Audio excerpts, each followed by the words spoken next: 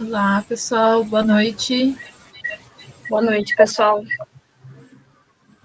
Bom, hoje a gente vai fazer uma pequena palestra primeiro. A gente vai falar um pouquinho sobre os nomes dos planetas do Sistema Solar.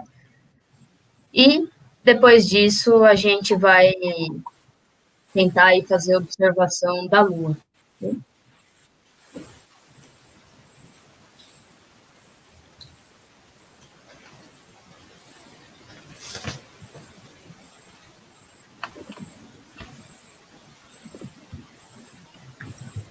Bom, então a gente vai aguardar um pouquinho mais as condições aí do céu em São Carlos para poder transmitir para vocês ao vivo como que está a Lua. É importante lembrar que nós estamos no quarto crescente, então é quando a Lua ela aparece metade clara, metade escura, né? Então só metadezinha dela iluminada voltada aqui para a Terra. E isso acontece no poente, ou seja, logo depois que o Sol se põe. Talvez algumas pessoas tenham aprendido na escola que a lua crescente tem o formato de C de crescente e a lua minguante tem o formato de D de decrescente. Depois eu vou mostrar para vocês em um software astronômico aqui que isso realmente vale, mas vale só para se você morar aqui no hemisfério sul. Então, se você mora na linha mais próximo da linha do Equador, ou se você mora no hemisfério norte, isso já não é válido. Então, não é uma forma muito eficiente de guardar como que ocorrem as fases da Lua. É mais fácil você guardar por esse sistema. Se a Lua ela aparece metade voltada para o lado que o Sol se pôs, então ela é uma Lua crescente.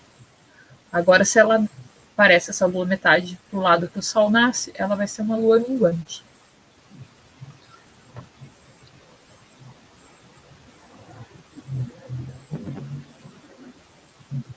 Bom, então vamos aqui para uma pequena palestra, uma demonstração aí da origem dos nomes do nosso sistema solar. Né? Normalmente a gente aprende na escola mesmo o nome dos planetas, mas é difícil a gente parar para pensar de onde eles vieram, quem deu esses nomes e se eles têm algum significado especial por trás da simples nomenclatura, né? Bom, então, vou adiantar um pouquinho aqui. Começando aqui vamos fazer uma espécie de viagem aí pelo sistema solar, né? A gente começa no Sol, é o principal astro do nosso sistema solar, a nossa estrela, né? A palavra Sol vem basicamente das características do nosso astro, tá?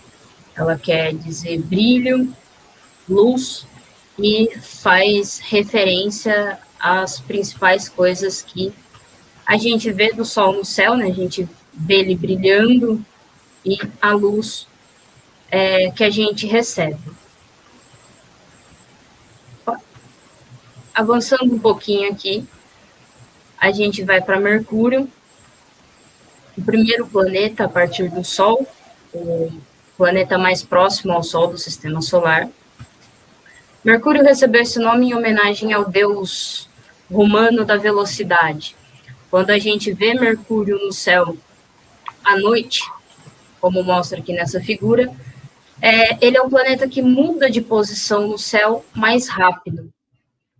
Então, a gente tem, quando a gente observa Mercúrio no céu, a gente vê ele como um pontinho, e esse pontinho, ele muda de posição de uma noite para outra muito rápido. Daí, os antigos, né, os gregos e romanos, deram o nome do planeta em homenagem ao deus romano da velocidade, né, o Mercúrio, por conta dessa característica. O que serviu, já que realmente Mercúrio é o planeta que se movimenta mais rápido em torno do Sol. Bom, agora saindo aqui de Mercúrio, a gente vai para o segundo planeta, segundo planeta do Sistema Solar, seguindo a ordem, né, a partir do Sol, é Vênus. Então, vamos para ele. Vênus é o segundo planeta, é também o segundo que a gente consegue ver a olho nu, nós conseguimos ver Mercúrio também.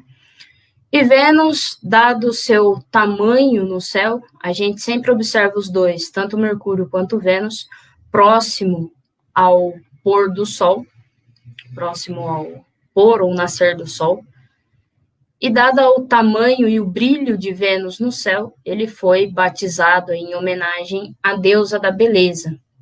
Quando a gente vê o planeta, normalmente ele é chamado de estrela d'alva, né? Não é uma estrela, é o planeta Vênus, mas ele recebe esse apelido, e ele é muito bonito de se ver no céu. Ele brilha bastante, normalmente mais do que as outras estrelas em volta, então ele recebeu o nome aí da deusa da beleza. Agora, indo para o terceiro planeta, agora vamos para a Terra. Bom, a Terra, nosso planeta, terceiro a partir do Sol. A Terra recebeu esse nome como uma referência à deusa Gaia. Gaia, na mitologia greco-romana, né, era a deusa da vida. Fazia referência à Terra, aos seres vivos que aqui habitavam. Então, o nome do nosso planeta, chamá-lo de Terra, é uma referência à deusa Gaia. Agora, indo para o quarto planeta.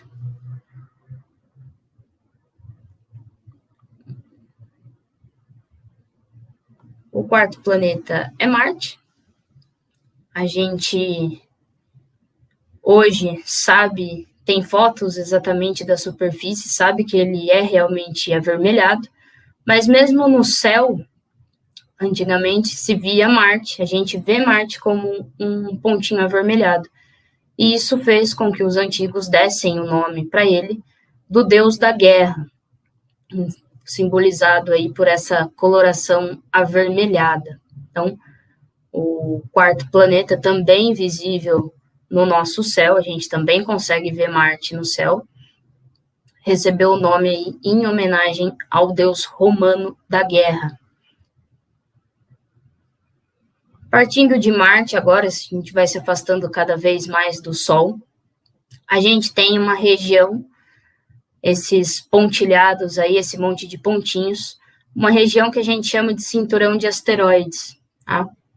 Essa região, existem milhares de asteroides orbitando o Sol, e logo após ele, a gente tem o nosso próximo destino, o nosso próximo planeta, que é o primeiro planeta gigante, o primeiro gasoso do Sistema Solar. Bom, aí chegamos em Júpiter. Júpiter, como eu disse, é o primeiro dos planetas gasosos, o primeiro e maior planeta do Sistema Solar. Júpiter é o maior deles.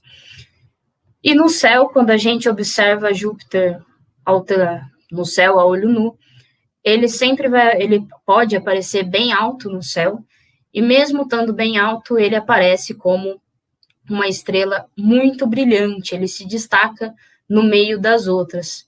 Então, o que se imaginou foi que esse seria um corpo muito grande ali no Sistema Solar. Daí o nome de Júpiter, o deus mais importante para os antigos, né?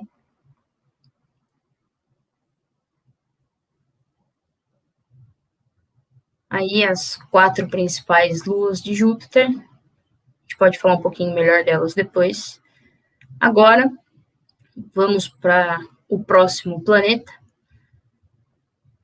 Logo após Júpiter, nós temos Saturno.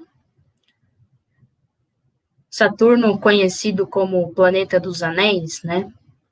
Lembrando que não é o único que tem anéis também, certo? Saturno foi nomeado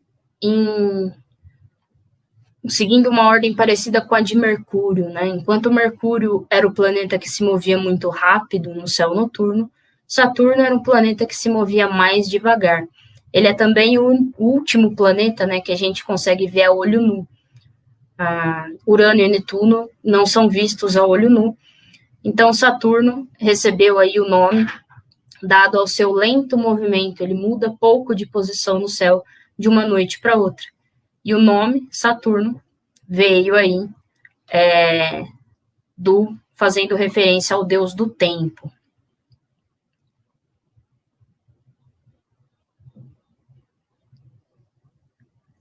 Logo após Saturno, agora a gente vai para Urano. Urano aqui também representado, Urano também tem anéis. Urano foi o primeiro planeta a ser descoberto pelo telescópio. Tá? Então, ele foi descoberto por William Herschel. Esse daqui é um modelo do telescópio usado na época para descoberta. E Urano, depois de várias discussões quanto à nomeação do planeta, ele foi nomeado com o nome do deus dos oceanos, mas foi para completar a família que já existia ali. Na mitologia, Júpiter é filho de Saturno, que por sua vez é filho de Urano. Então, ficaram ali na sequência filho, pai e avô. Né? Daí o nome do planeta Urano. Seguindo agora, a gente vai para o nosso último planeta, o último planeta do Sistema Solar. Netuno também foi um planeta que foi descoberto com um telescópio, foi observado pela primeira vez com um telescópio. Ele foi descoberto em 1846 por Le Verrier, mas o Le Verrier descobriu ele a partir de cálculos matemáticos que eram feitos com base na órbita de Urano.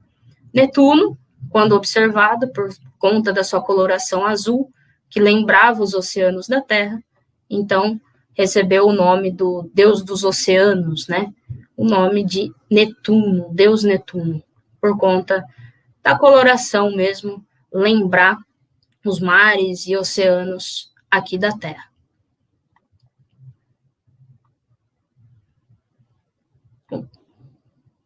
Agora, saindo aí, né, de Urano, terminando os planetas, Netuno é o último planeta, porém não é a última coisa que existe no nosso sistema solar.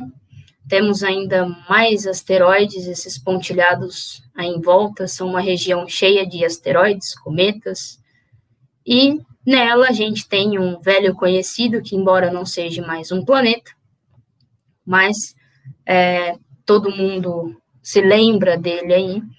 Plutão foi descoberto em 1930 por Claude Tombaugh, e o nome dele foi uma espécie de concurso. Os cientistas receberam dezenas de nomes, sugestões de nomes, e o escolhido foi sugerido por uma menininha de 6 anos dos Estados Unidos. Ela tinha sugerido Plutão, pensando na mitologia também. Plutão seria o deus do submundo, que guarda as portas do submundo.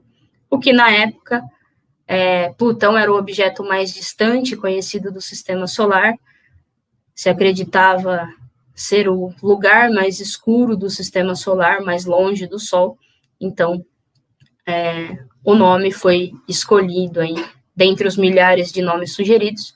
Plutão acabou sendo escolhido. Lembrando que ele não é mais um planeta. Hoje, Plutão é classificado como planeta anão aí do Sistema Solar. Bom, existem mais dezenas de corpos aí, cada um com o seu nome específico, de acordo com alguma história, alguma coisa, mas esses são os principais aí, os principais, mais conhecidos astros do nosso Sistema Solar e um pouquinho do nome, né, como foi dado o nome de cada um deles.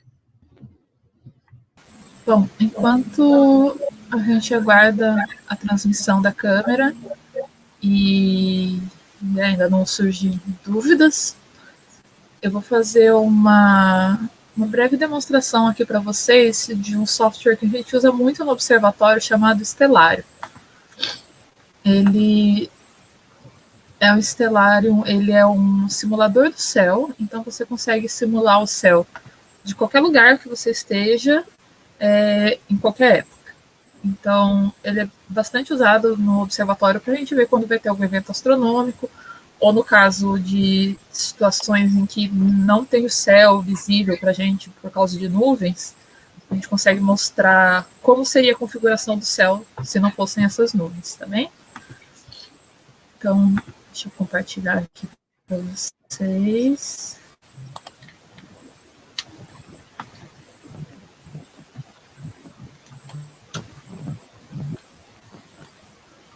Bom, esse é o Stellarium, é um aplicativo que a gente usa para simular o céu, como eu falei.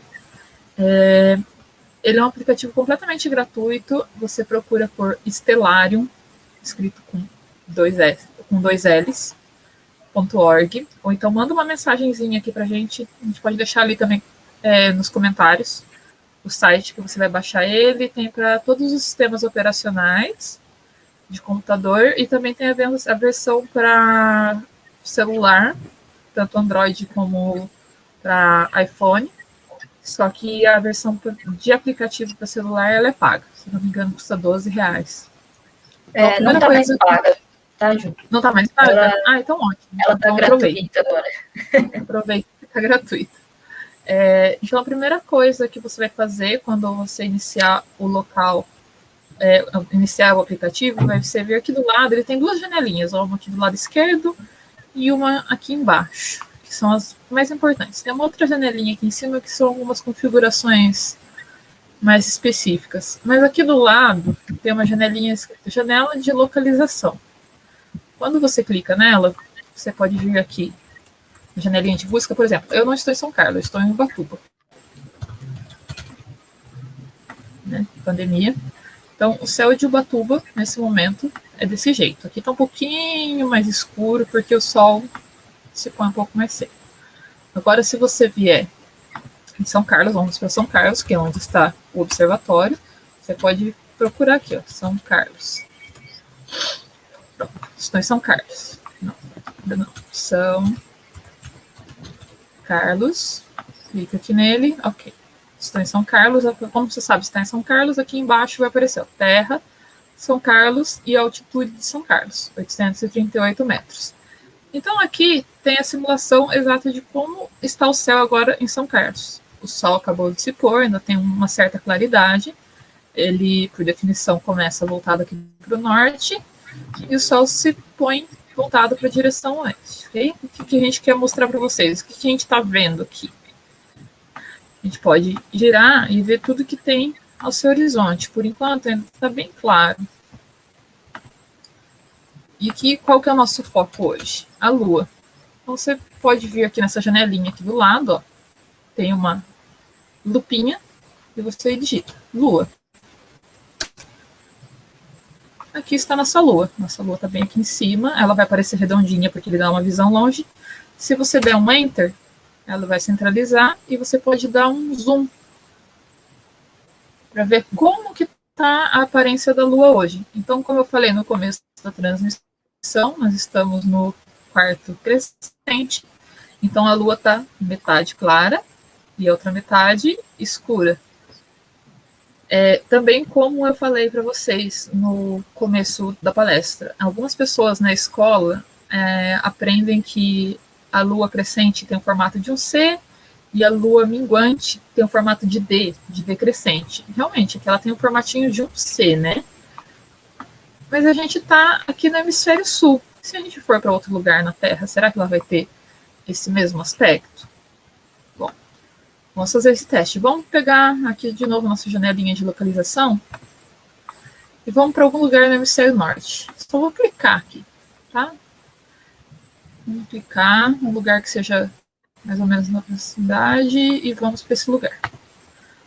Eu estou nesse outro lugar, que eu não sei qual é, mas é no hemisfério norte, está marcado aqui, ó, a latitude de mais 44 graus, é norte, então onde está a Lua? A Lua está aqui. Vamos dar um zoom nela. Então, uma barra de espaço para centralizar e um zoom. Olha ali a aparência da Lua nesse outro lugar no hemisfério norte. É a mesma Lua. E por que ela tem a aparência de um C para a gente e para quem está no hemisfério norte ela parece invertida? Imagina que você está na superfície do planeta Terra. Seria o equivalente a quando você está andando, você, pela convenção, né, que a gente dá de norte e sul, seria como se você morasse no hemisfério norte, você estivesse de cabeça para cima. Se você fosse essa lhama aqui, você estaria de cabeça para cima. E aí você vai andando na superfície do globo, e quando você está no hemisfério sul, você está de cabeça para baixo. Então você veria as coisas invertidas. Isso não acontece só com a Lua, acontece com a Lua, acontece com as constelações, qualquer objeto celeste, se você observar de diferentes lugares, você vai ver ele com posições diferentes. Mas vamos voltar lá para São Carlos.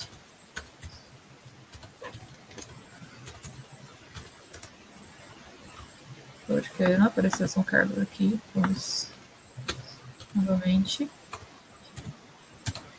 São Carlos.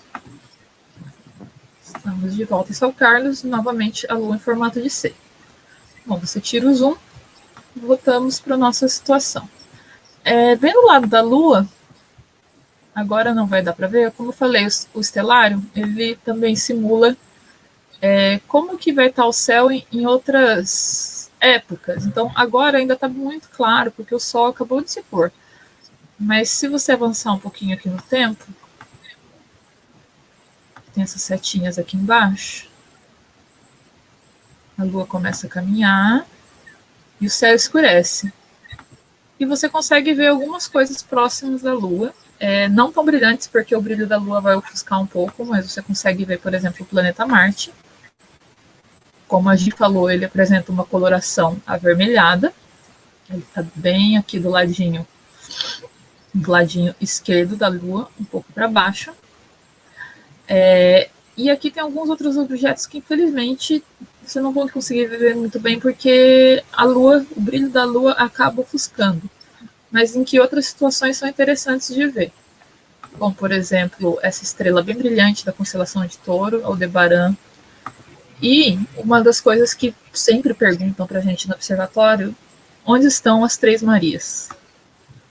Então, se você olhar bem para cima, você vai observar essas três estrelinhas juntinhas aqui, que são as Três Marias. As Três Marias, elas são conhecidas como Cinturão de Órion. Pela mitologia, Órion era um caçador.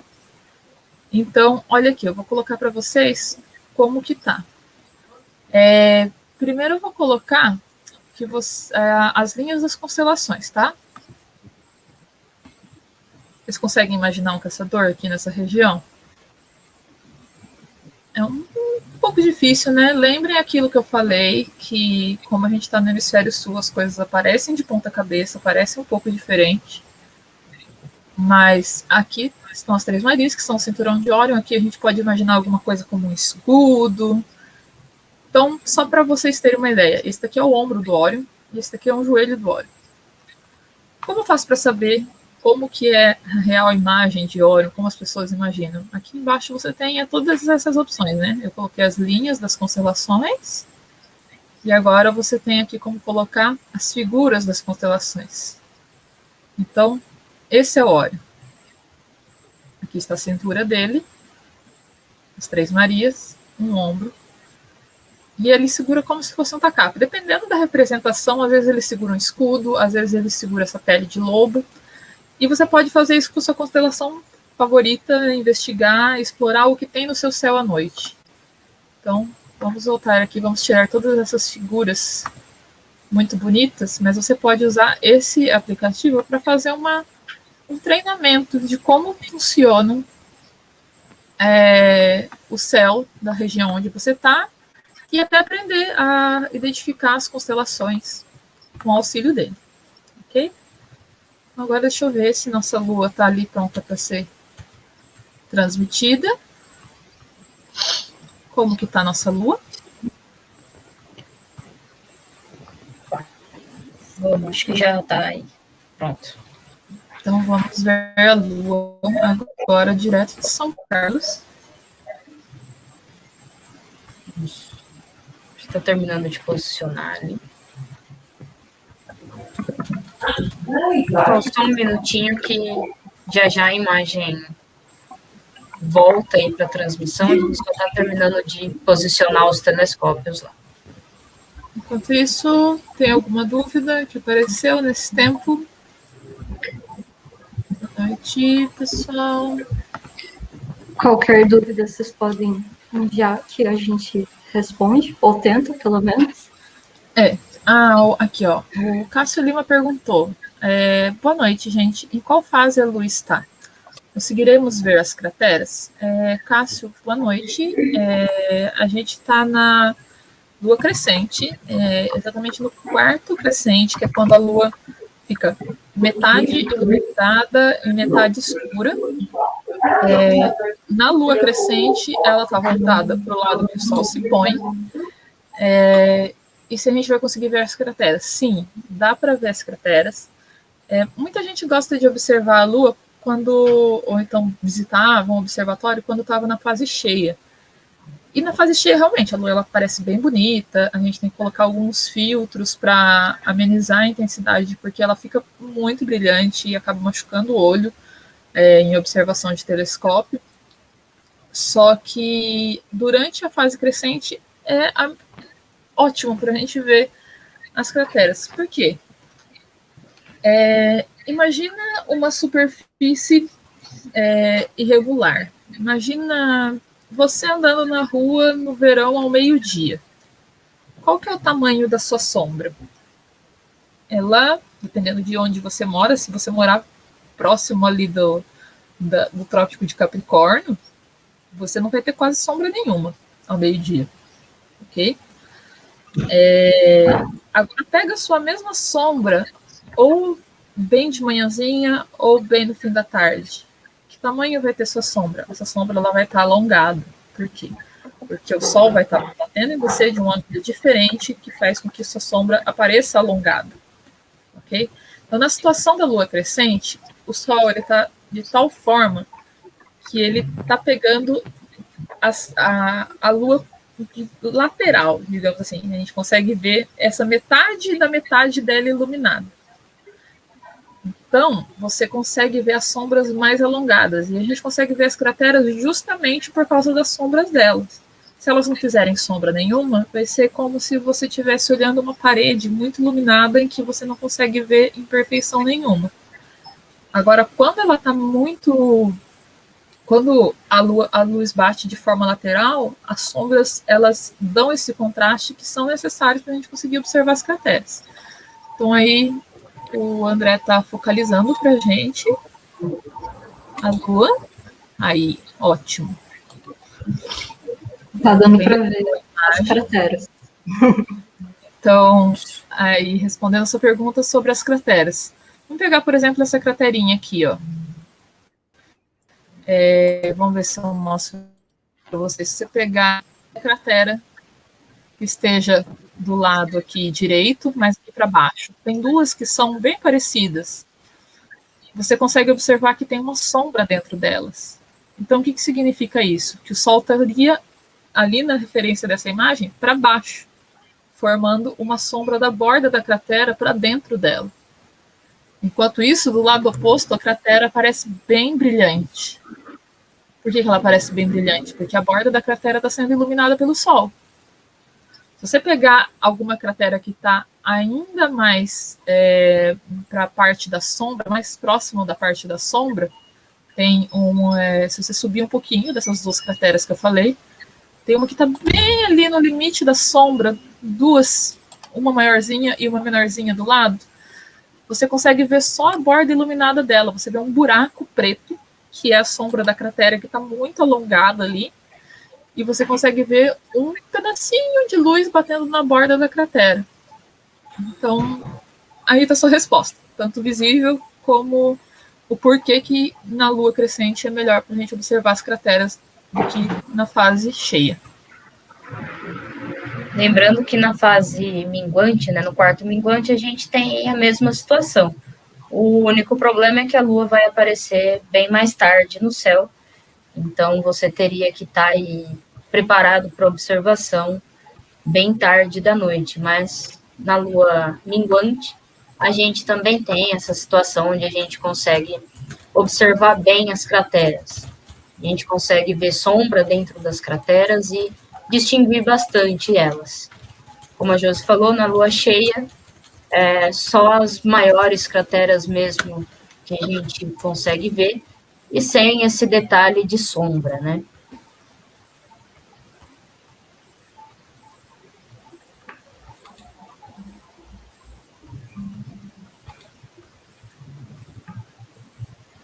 Mais dúvidas?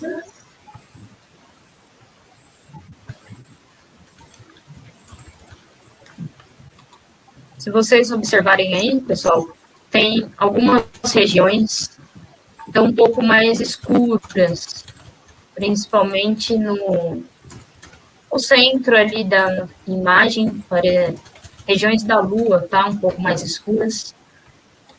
São o que a gente chama de mares lunares.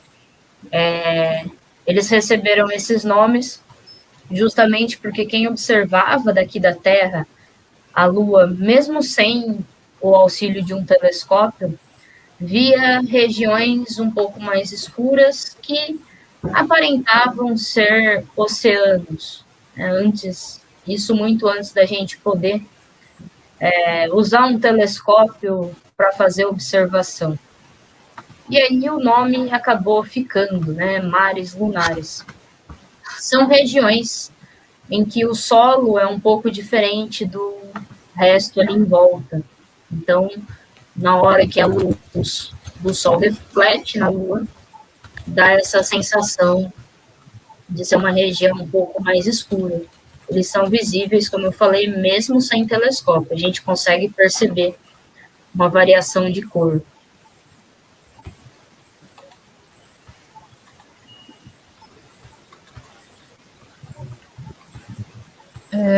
Então, aqui eu fiz até uma pergunta aqui para o André, que está comandando aí o nosso telescópio e quem realmente entende de todo o assunto, que região da Lua é essa. Então, para quem tiver curiosidade, essa região se chama Montes Apeninos. Se você der uma procuradinha, você vai ver que tem como se fosse uma cordilheirazinha mesmo, que é essa parte que aparece aqui no vídeo que o André está mostrando aí para vocês, essa cordilheira. E assim como acontece nas crateras, vocês também conseguem ver a sombra dos montes, né? Você vê que do lado contrário do Sol, você consegue observar os montes, e quanto mais altos os montes, maior vai ser a sombra dele.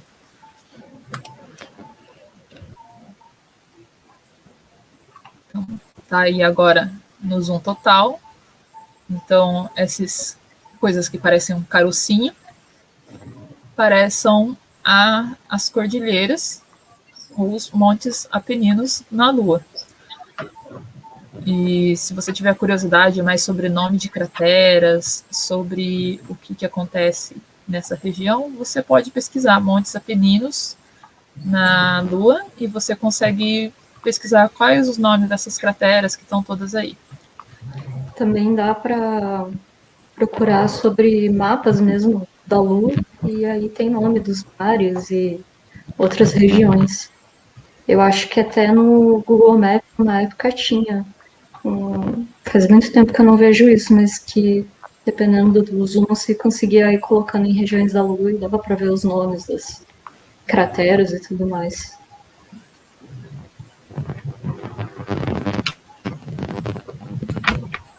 O próprio Google Earth, para quem quiser um passeio aí, tem um modelo da Lua, como se fosse uma simulação, né, da superfície lunar, com todos os nomes e colocações aí de cada cratera nomeada que a gente tem na superfície da Lua. É bem legal.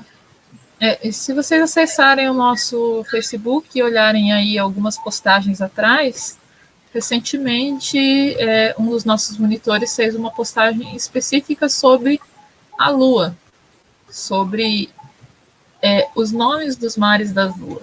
E ali você consegue saber um pouquinho mais. Então, ali dos montes Apeninos ficam próximo do Mar da Tranquilidade. Serenidade. Serenidade, desculpa, Mar da Serenidade. É parecido, mas não é. Mar da Serenidade. E você pode olhar, foi uma postagem que foi feita no dia 4 de fevereiro, recentemente. Pode dar uma conferida ali sobre cada um dos nomes. É uma coisa que, como dá para observar a olho nu, algumas pessoas falam que dá durante a lua cheia, né? Você vê um formato de coelhinho na lua. Pode ser interessante você juntar a família, olhar no quintal fim de semana e falar, qual que é o nome daquela lua, daquele mar que parece a orelha do coelho? Qual é o nome daquele que parece a cabeça do coelho? Então, no caso aí, o que a gente está vendo seria a cabeça do coelho, que é o Mar da Serenidade.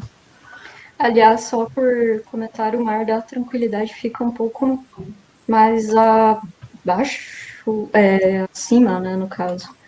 Então, ainda não tá dando para ver. O da Tranquilidade, um pouquinho, não tá dando para ver ainda. Mas logo dá. Uma curiosidade interessante sobre a Lua é que vocês podem observar ela agora, vocês vão conseguir ver um pouquinho aí dos mares, dessas regiões mais claras ou mais escuras, ou na lua cheia, como a Josi falou, procurando o coelho, né? Muita gente diz que forma ali a imagem de um coelho, mas não importa a fase ou quando você esteja observando, você sempre vai ver esse mesmo aspecto aí da Lua. Aparentemente, você sempre vai ver aquela região do suposto coelho, né? Então, muita gente pensa que a Lua não tem rotação, que a Lua não gira em torno dela mesma, já que a gente sempre vê daqui da Terra o mesmo lado. Mas isso não é verdade, ela gira sim. Tá? Ela tem tanto um movimento de rotação em torno dela mesma, quanto um movimento de translação em torno da Terra. Só que o que acontece é que a gente só vê essa mesma face da Lua, porque esses dois movimentos estão sincronizados. Ela demora praticamente o mesmo tempo para girar em torno dela mesma do que para girar em torno do nosso planeta. Então, acaba que o lado virado para nós seja sempre o mesmo.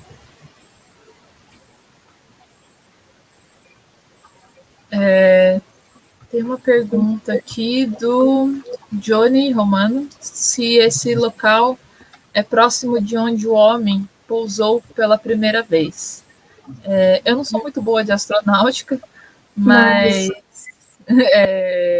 eu dei uma pesquisadinha aqui e os lugares que foram considerados primeiros foram o Mar da Tranquilidade, que é bem próximo aí do Mar da Serenidade, que era o que a gente estava vendo, ok? Então, vamos ver aqui agora onde foi exatamente a aterrissagem dele.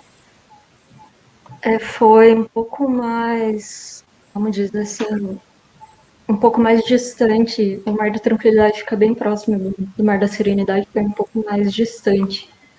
Então, na parte mais inferior do mar, no caso, mais ou menos isso. Desse mar que está aparecendo foi, acho que a Apolo 15, que foi a mais próxima, eu acho. E se vocês têm curiosidade assim, sobre esse tema de astronáutica, deixa seu comentário aí no Facebook, que, como vocês podem ver, a equipe está tentando fazer postagens semanais sobre temas que Aí a própria equipe acaba escolhendo, mas se você tiver alguma dúvida específica, vai ser um prazer fazer um post específico sobre sua dúvida, porque a sua dúvida pode ser a de diversas outras. Então a gente pode fazer, por exemplo, um post sobre locais onde o homem já pousou na Lua. Se você tem interesse, deixa comentado aí embaixo no Facebook, que vai ser um prazer para a gente, até amplia o leque de opções de postagens que dá para a gente fazer. Bem? Até, eu espero não estar falando bobeira, mas se eu não me engano, mais ou menos onde está a setinha do mouse foi perto de onde foi pousar o Apollo 11. Por aí. Bom, não é bobeira porque é o André que está apontando ali. Se o André está apontando, tá certo. Então eu não estou falando bobeira mesmo. Se o André está apontando, está certo. Para quem não conhece pessoalmente o André, quando abrir o observatório de novo, vão conhecer o André, que é um dos nossos técnicos responsáveis e o cara que melhor tira dúvidas de astronomia que eu já conheci até hoje. Boa noite, pessoal. Falem aí também se vocês gostaram dessa apresentaçãozinha que fizemos no começo da live e se vocês querem manter isso, essas pequenas curiosidades astronômicas, porque diversos monitores sentem falta das sessões de astronomia, das palestras que eram ministradas todos os sábados. Infelizmente não é possível refazer a mesma coisa devido à pandemia, mas deixa aí um tema que você gostaria de ver, sobre postagem, sobre palestra, o que vocês gostariam de ver nas lives. Pode deixar aí comentar. Ajuda bastante a gente na hora de fazer as publicações, né, com coisas que talvez vocês tenham dúvidas ou vocês gostariam de saber, alguma curiosidade. Então, a gente está sempre lá respondendo as perguntas pelo nosso chat lá do Facebook. Podem ficar à vontade em mandar as dúvidas lá. Eu vou colocar aqui uma imagem sobre a pergunta aí do Johnny. Deixa eu só apresentar aqui.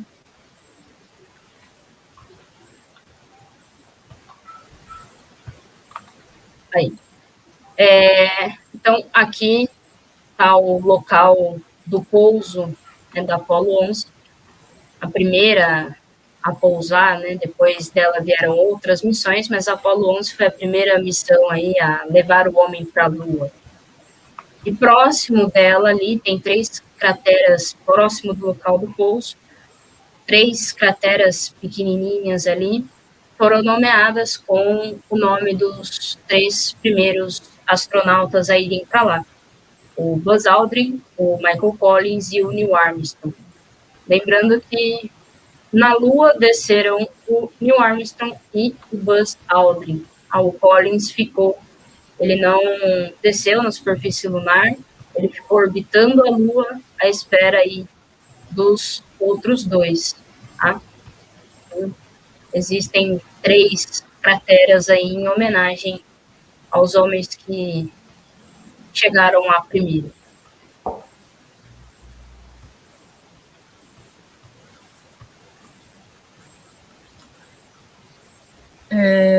Uma outra curiosidade sobre a Lua, como a Gi falou, a gente sempre vê o mesmo aspecto da Lua, né? Já que a rotação dela é sincronizada com o período que ela leva para dar uma volta ao redor da Terra. Então, a gente sempre vê a mesma face da Lua com uma pequena variação. A gente consegue ver cerca de 51% da superfície da Lua, um pouquinho mais da metade, devido a alguns movimentos dela. Mas uma curiosidade é que todas essas crateras maiores, que dá para a gente observar com um telescópio simples, elas foram nomeadas aqui da Terra mesmo, né? Então elas têm nomes principalmente dados ali pelos astrônomos europeus da época. E baseado muito em latim ou em cientistas dessa época que tiveram essa importância. Já o outro lado da Lua, a parte que a gente não consegue observar, a primeira vez que ela foi observada de fato foi por uma sonda soviética. Então tem muitos nomes de crateras do outro lado da Lua que tem nomes soviéticos, não tem os nomes baseados em latim ou de cientistas famosos europeus, como o lado que é voltado para a gente.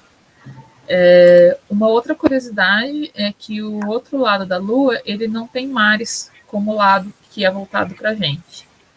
Até por uma questão de dinâmica um pouco estranha, a parte da Lua, quando se formou, a casca voltada para a gente era um pouco mais fina do que a casca do outro lado.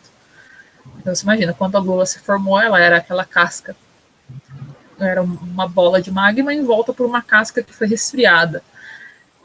O lado daqui era muito mais suscetível a impactos que causavam um vazamento da lava ali do interior, criando essa rocha basáltica que é mais escura, que nós conhecemos como mares, do que o lado de lá, o outro lado que a gente não consegue ver, que formou uma casca um pouco mais espessa em um período maior, nesse mesmo tempo, né?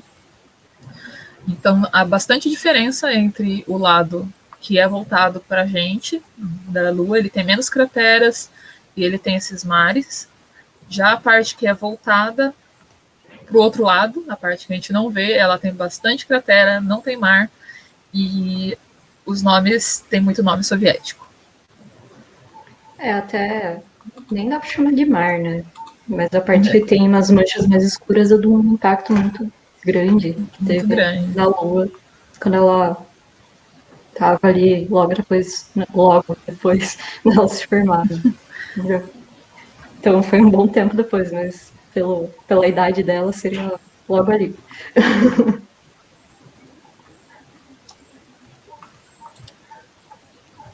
Então, ok, pessoal. Bom, tá chegando aí o nosso horário do fim da live. Se vocês tiverem mais alguma dúvida assim urgente, podem deixar aqui. Se não for urgente, também podem deixar, porque depois podemos usar as dúvidas de vocês como uma inspiração para postagens, para apresentações futuras, e que tipo de lives vocês gostariam de ver. Lembrando que agora a gente está no fim digamos, de safra de planetas. Então, planetas agora vai demorar um pouco para a gente conseguir observar, ok? Bom, pessoal, a gente falou, né, durante a maior parte da transmissão aí sobre a fase em que a Lua está, falamos de Lua cheia, sobre observação. Aqui, para vocês entenderem um pouquinho melhor como que é a dinâmica dessas fases, né? Esse daqui é um simulador que a gente usa bastante no observatório. Então, aqui a gente tem uma visão externa, né? Imagina uma pessoa olhando a Terra e a Lua fora de fora da Terra, lá do espaço. Essa outra janelinha aqui, onde está essa Lua aparentemente escura aqui, é como essa pessoinha, esse bonequinho aqui, está vendo a Lua no céu dele, né? Nesse caso, aqui estariam os raios do Sol, né? O Sol pensa que ele está aqui nessa direção. O Sol, nessa posição aqui, ele está iluminando metade da Lua, lembrando que, assim como a Terra, sempre metade da Lua vai estar iluminada, metade dia e metade noite.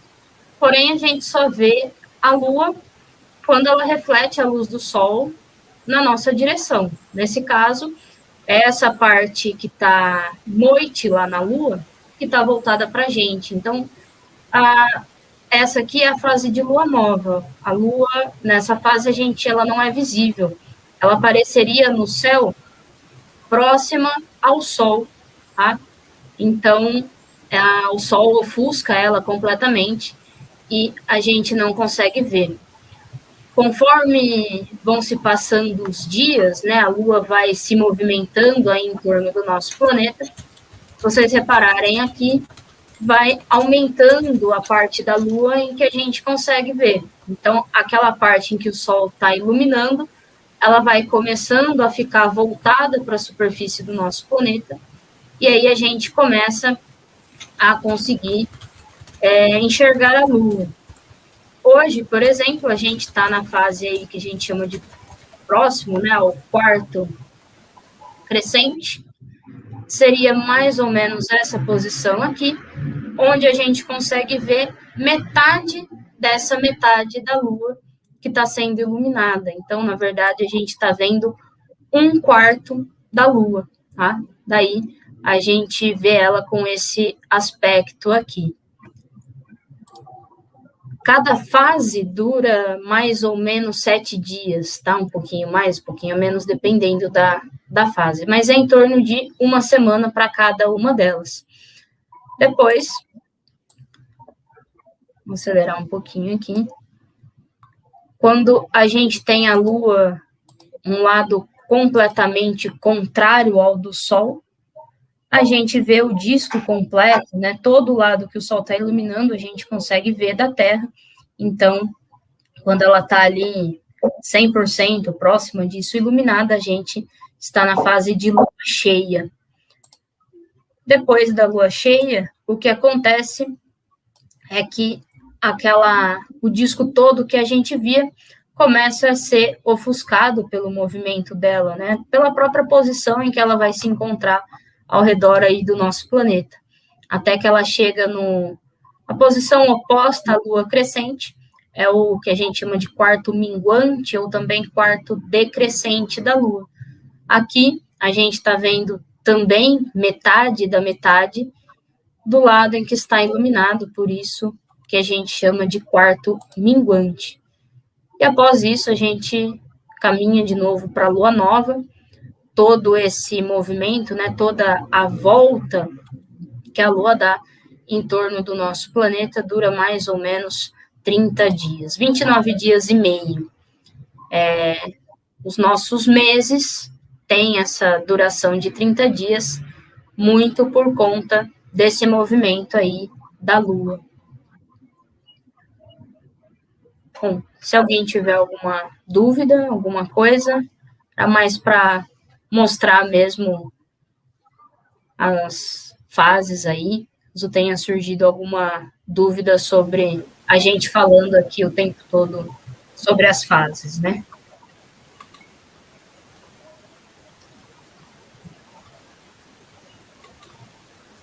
Então, mais um pouquinho aí da Lua, agora ao vivo de São Carlos, para vocês. Bastante destaque ali na cordilheira. Dá para ver que tem como se fosse um vale ali na cordilheira, um buraquinho entre um mar e outro.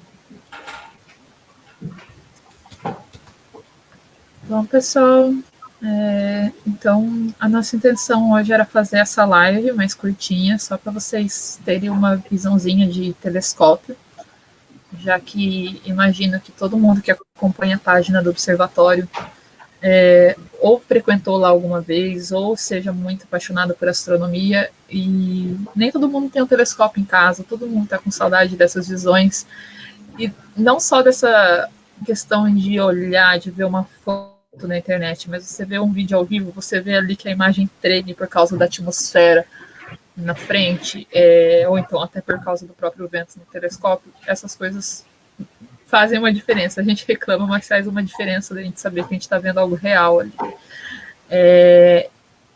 Então, essa era a intenção com essa nossa live de hoje, e também trazer um pouquinho mais sobre os nomes dos planetas com a apresentação da Gi, que foi o post que mais alcançou pessoas ao longo desse mês que passou. Se vocês quiserem outros posts, outras palestras, deixem aqui embaixo, mas por hoje a nossa apresentação era essa. Matar um pouquinho a saudade para vocês. Também se quiserem mandar mensagem pra gente com sugestões de temas e tudo mais, a gente sempre aceita, porque às vezes até a gente fica sem ideia. Sim, sim. Bom, não sei se o André quer falar alguma coisa. Vamos lá. Aí está o André. Então, para quem não sabia que é o André, esse é o André. Se querem agora, se já tiver dúvida, esse é o momento. Estão me ouvindo aí direitinho? Sim, sim. Sim.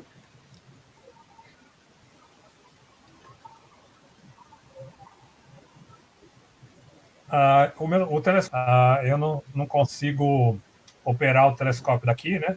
Então eu vim rapidamente aqui dar um oi para vocês, agradecer a presença de todo mundo, né? Das perguntas, do interesse, e só comentar aqui que a gente colocou, né, uma câmera para essa fase, né, de quarto crescente, porque é uma das fases mais bonitas da Lua, né? Embora o pessoal tenha uma fascinação pela Lua cheia, na Lua quarto crescente, ou no geral nas fases crescentes, é que ela apresenta essa sucessão aí de detalhes, né, de crateras, de cordilheiras montanhosas. E aí eu queria só dizer assim, que essa parte específica aí da Lua, né, não sei se comentaram, eu estava com problema de áudio lá também, às vezes o áudio próximo do telescópio saía, né? Vocês notam aí as diferenças notáveis de cor entre as regiões, né? As regiões escuras, que são chamadas de mares, né? Isso eu lembro que a Giovana falou, por razões históricas, são chamadas de mares, mas tem essas áreas mais claras aí, né? Que vocês podem ver que a diferença grande entre essas duas áreas é que uma tem muito mais cratera, a parte clara, muito mais cratera do que a parte escura. Essas partes escuras, elas têm menos cratera simplesmente porque elas vieram depois, elas se formaram depois na superfície da Lua, elas correspondem a grandes inundações de lava do passado da Lua. E aí isso cobriu as crateras antigas que existiam aí.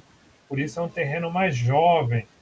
E como tem muito basalto, material que é material rocha escura, elas apresentam essa coloração aí mais escura, enquanto que as regiões caracterizadas elas são mais claras, né? Tem materiais, minerais ricos em alumínio, então elas refletem mais. Tá? Isso tudo tem a ver com a história da Lua, né? A história de todo o sistema solar. O sistema solar inteiro exibe essa quantidade enorme de crateras que é uma característica da época em que esses corpos todos, a Terra inclusive, né, estavam se formando. Então, é uma época de bombardeio meteorítico que a gente vê em todo o sistema solar. Vê em Vênus, vê em Mercúrio, vê na Lua. Na Terra a gente não vê tanto, porque na Terra tem os processos erosivos, né, como a chuva, os ventos, a água, apagaram praticamente todas as crateras dessa época. Mas os outros planetas, especialmente aqueles que não têm atmosfera, eles mostram essa quantidade enorme de crateras. Tá? Então, é uma coisa bacana aí para a gente ver. E essa visão, posso garantir para vocês que, embora ela seja impressionante, ao telescópio, quando a gente tiver o nosso atendimento presencial, posso garantir para vocês que a visão ao telescópio ainda é mais emocionante, porque lá a gente está vendo a Lua com os próprios olhos e com as cores reais. A câmera sempre dá uma disfarçada, o monitor do computador, ele não dá a cor real que a gente estaria vendo da Lua ao telescópio, tá? E o brilho, tudo isso é diferente quando a gente está vendo ao vivo, tá? Mas era isso, era só para dar essa complementaçãozinha aí, e agradecer a todos os participantes e também a equipe aí do observatório, os monitores do observatório que participaram explicitamente, né, como é o caso das meninas, mas também aí nos bastidores, que é o caso do Pedro e outros monitores que estão aí assistindo ou colaborando de alguma forma. Tá bom? Obrigado a todos.